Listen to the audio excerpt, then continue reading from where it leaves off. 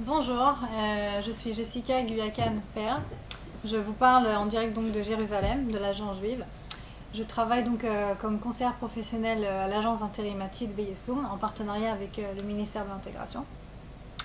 Je travaille donc avec 5 conseillères qui sont dispersées dans le sud d'Israël, Ashkelon, Kiryat Gat, Ashdod, Beersheva et Jérusalem, ainsi que 2 psychologues professionnels qui travaillent avec moi.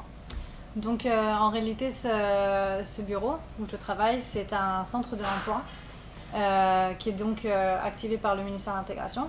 Et donc nous aidons les Olim Khadashim et les nouveaux immigrants et les citoyens revenants dans la recherche du travail et dans une intégration professionnelle un petit peu plus, on va dire, meilleure. Pour vous donner un petit peu d'explication sur le centre, donc après les 6 mois d'Ulpan d'un nouvel immigrant, donc le ministère de l'Intégration nous envoie ce nouvel immigrant et donc nous essayons de l'aider dans tout ce qui est en rapport avec le monde professionnel, c'est-à-dire l'accompagnement dans la recherche du travail, dans les entretiens d'embauche, dans les recherches d'études professionnelles s'il le désire, dans la recherche d'offres d'emploi, d'employés potentiels, etc. etc. Et bien sûr la construction du CV. Donc en parallèle, donc je travaille donc, comme je vous l'ai dit avec les psychologues professionnels qui m'aident à cerner un petit peu mieux le profil du candidat, à savoir donc sa situation familiale, son passé professionnel, son éducation, ses langues, ses capacités, ce qu'il peut faire, ce qu'il veut faire. Donc pour commencer, on va parler donc du CV, ce qui est un des points les plus importants de l'intégration professionnelle. Donc le CV ici en Israël est complètement différent d'un CV français. Un CV de 3 ou 4 pages ne sera pas du tout, on va dire, accepté. Il faut que ce soit un CV court sur 1 page ou 2 maximum, concis, qui va droit au but, parce que les employés et les agents d'intérim n'ont pas forcément le temps de passer plus de 2 minutes sur votre CV. Je vous ai apporté ici un exemple de CV, donc sur 1 page comme je vous l'ai dit, avec ici donc les données personnelles, c'est-à-dire nom, prénom, téléphone, mail, etc. Ici, 2-3 lignes sur votre personnalité, sur ce que vous savez faire. Bien sûr, évidemment, il faut donner toujours un titre au CV, c'est-à-dire par exemple secrétaire de direction, ingénieur informatique ou comptable, par exemple. Ensuite, nous avons ici donc l'éducation, donc les années. Donc la licence ou le master que vous avez étudié, donc les études universitaires, et où vous avez étudié donc ces études. Ensuite, vous avez donc le paragraphe le plus important, donc Nisayon Tasukati, donc l'expérience professionnelle. L'expérience professionnelle, faut commencer par le travail le plus récent, c'est-à-dire par exemple 2010-2015, et non pas 1999 à 2001 par exemple. Donc juste les années suffisent, pas besoin de marquer ni le mois ni le jour, donc les années. Ensuite la position que vous avez exercée, par exemple ingénieur 2, secrétaire 2, etc. La société dans laquelle vous avez travaillé et donc le lieu. Et ensuite ce qui est très important, c'est savoir exactement mettre le détail de votre position. Pas besoin de faire des phrases, pas besoin de faire on va dire beaucoup de détails, etc.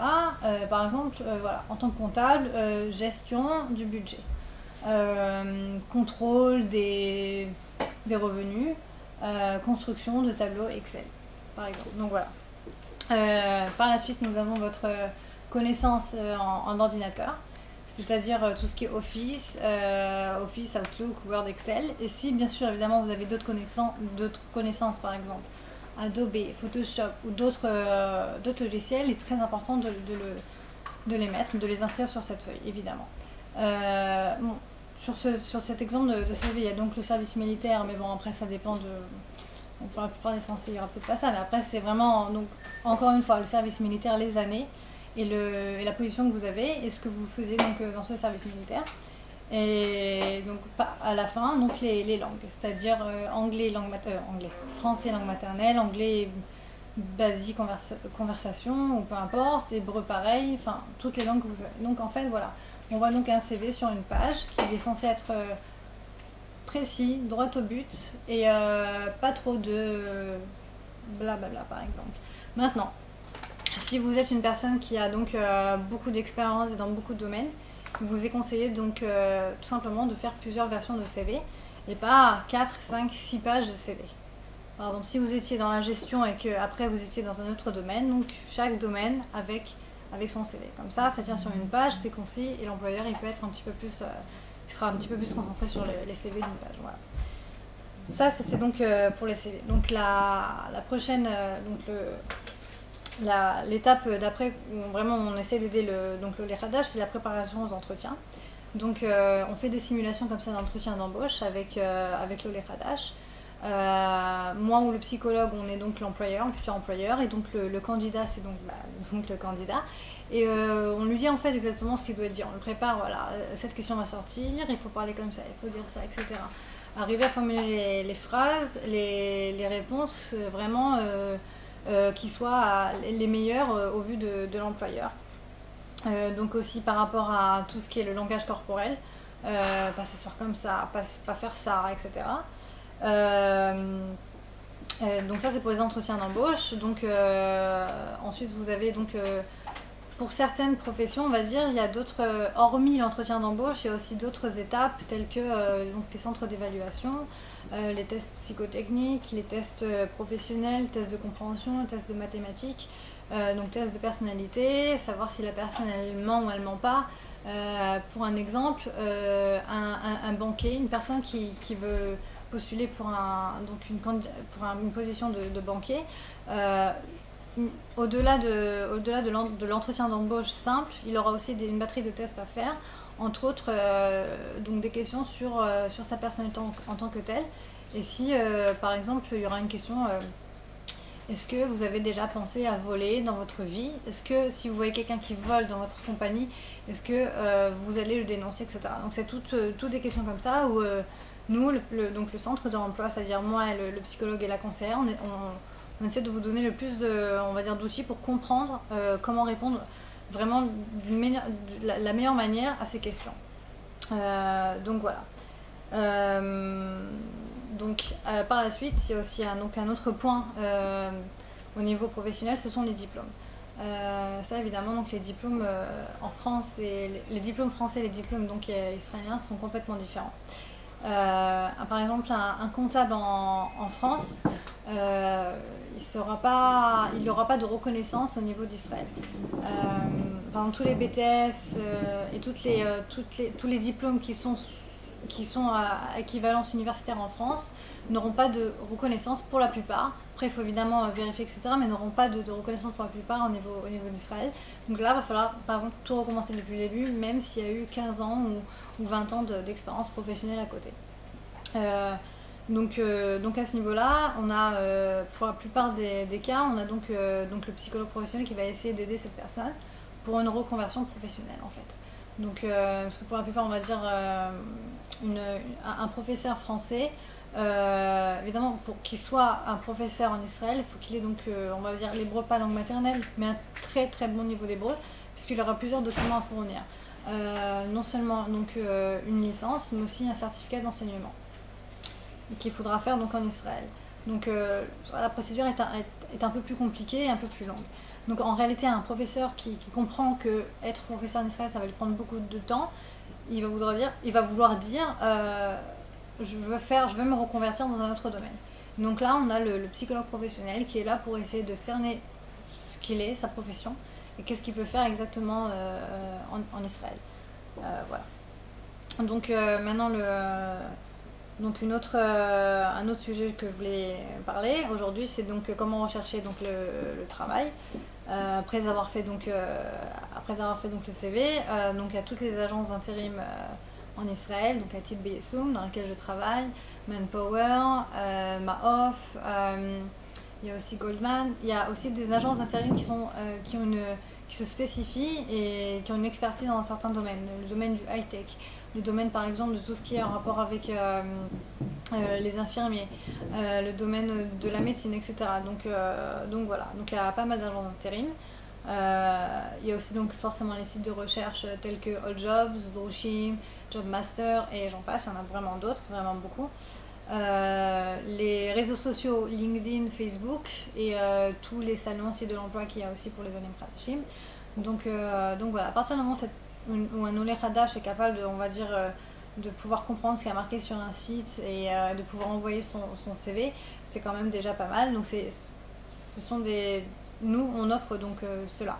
On aide le Olé Hadash à comprendre comment ça marche, comment envoyer, comment savoir lire une annonce, etc. Voilà. Donc un autre sujet, donc les professions en demande en Israël. Beaucoup d'offres d'emploi pour les directeurs de réseaux sociaux, ceux qui savent gérer donc toutes les pages web, qui savent écrire le contenu d'une page web, qui savent, on va dire, faire plus de marketing pour une compagnie ou pour une autre grâce au site internet. Aussi donc développeurs d'applications.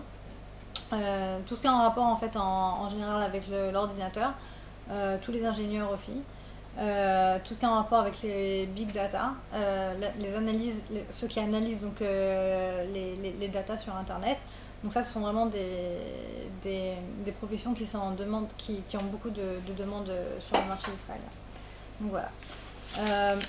Donc d'une manière générale comme ça, juste pour vous citer quelques sociétés qui existent en Israël, donc spécifiquement par exemple à Jérusalem, Beersheba et Ashdod. Jérusalem, vous avez ce qu'on appelle le parc technologique Har Hatzvim, où il y a une concentration de beaucoup de sociétés dans tous les domaines, donc forcément beaucoup d'offres d'emploi, etc.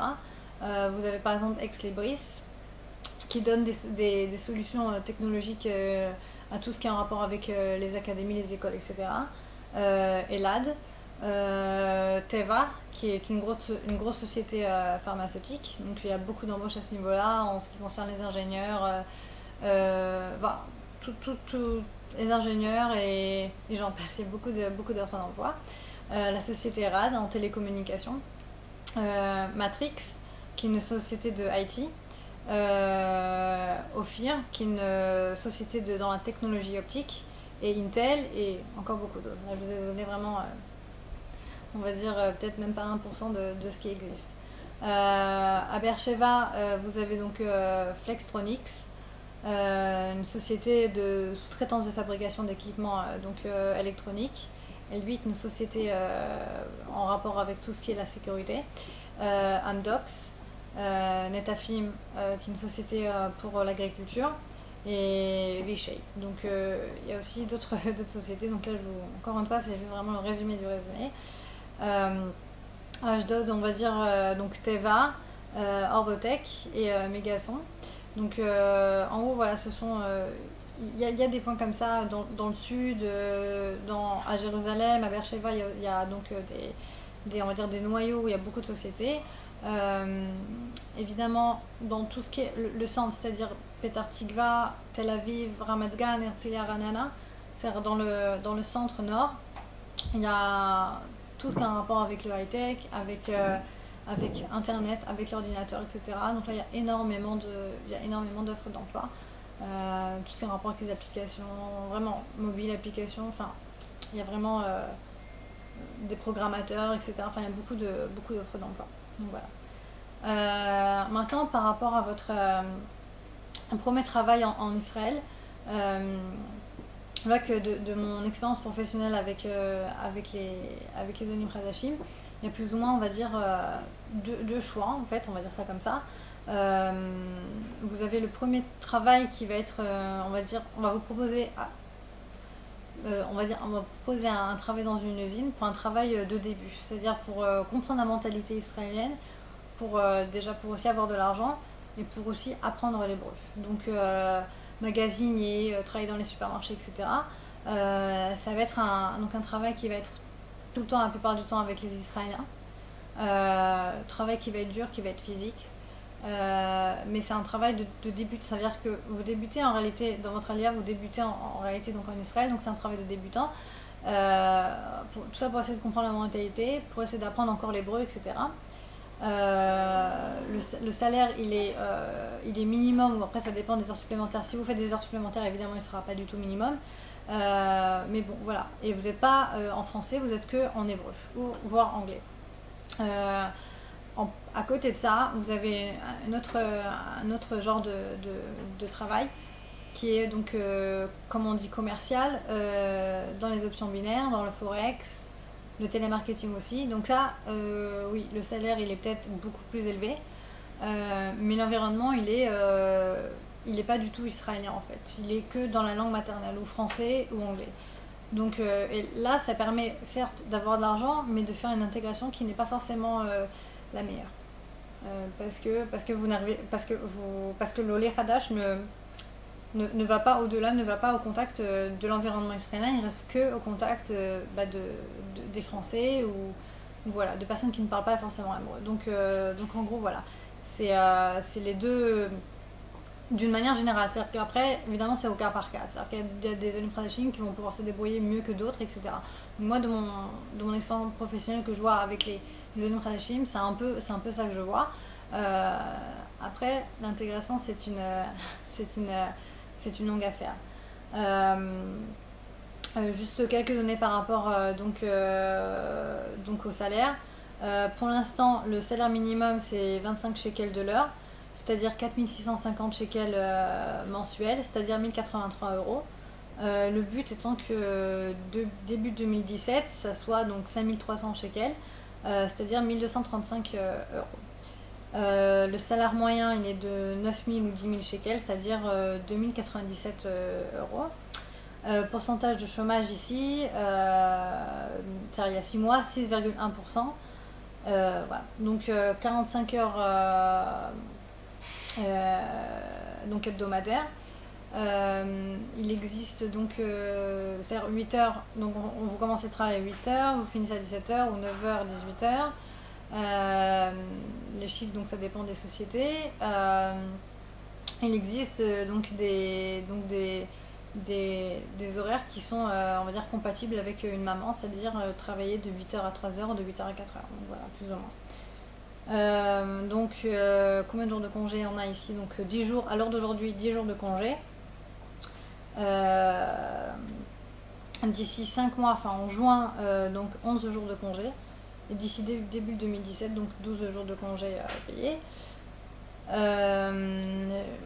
Un dernier point, c'est que le marché israélien, le marché du travail israélien, il est très dynamique. Ça veut dire que vouloir chercher déjà un travail alors que vous êtes donc encore à l'étranger et que vous voulez, on va dire, faire votre allié dans 7 mois, 8 mois et vous cherchez déjà du travail, le fait de chercher, faire on va dire une recherche très, très générale sur ce qu'il y a, sur ce qu'il n'y a pas, quelles sont les demandes, etc., c'est intéressant. Mais envoyer un CV et dire bon bah dans 6 mois, 7 mois je viens ici, c'est pratiquement pas possible. Enfin, on va dire ça c'est ça se voit pas tout le temps. Donc c'est vraiment très très très très rare. Puisque le marché du travail il est dynamique, ça veut dire quoi? Ça veut dire qu'une offre d'emploi va être là, on va dire un dimanche, c'est déjà le jeudi de la même semaine, elle sera plus du tout, elle sera plus donc existante. Ça veut dire donc que tout va très très vite. Et donc, d'une manière générale, les employeurs et les agences d'intérim, on préfère évidemment que le candidat soit déjà en Israël, avec déjà un hébreu, mais déjà en Israël, pour pouvoir voir le candidat online, comme on dit. Et pas attendre 3, 4, 5 mois. Donc voilà. Et juste comme ça, petite anecdote, juste une petite présentation par rapport à moi. Donc moi je travaille à Tel Aviv. J'ai fait mon alia donc il y a 10 ans de Marseille. Donc je suis arrivée ici donc à 19 ans. J'avais absolument aucun hébreu du tout. Mais j'ai fait un peu comme on va dire mon parcours il est un peu le même que beaucoup d'Olim. J'ai fait donc 6 mois d'Ulpan à Ashkelon, ensuite une année préparatoire à Jérusalem où j'ai encore appris l'hébreu et j'ai encore augmenté, on va dire, oui, amélioré mon niveau d'hébreu. Un an et demi après mon alia, j'ai fait donc ma licence en sociologie que j'ai faite donc à Bar Ilan et je me suis toujours efforcée de travailler qu'avec des Israéliens pour avoir une très bonne intégration. Et donc voilà, quoi. Mais voilà, 10 ans après, mariée aussi avec un Israélien, donc toute ma belle famille est israélienne, donc l'hébreu, voilà quoi. Je travaille donc dans une agence d'intérim donc israélienne, donc en réalité voilà, donc l'hébreu est devenu très rapidement, parce que j'ai vraiment beaucoup étudié durant tout le pan, etc. Je me suis vraiment efforcée à étudier l'hébreu, à parler tout le temps en hébreu, etc. Et maintenant, donc je suis là avec les Israéliens et tout va très bien. L'hébreu, c'est devenu presque ma langue maternelle. Enfin, j'ai un très très bon hébreu. Et, donc, en fait, ce que je voulais vous dire, c'est accrochez-vous, bonne chance.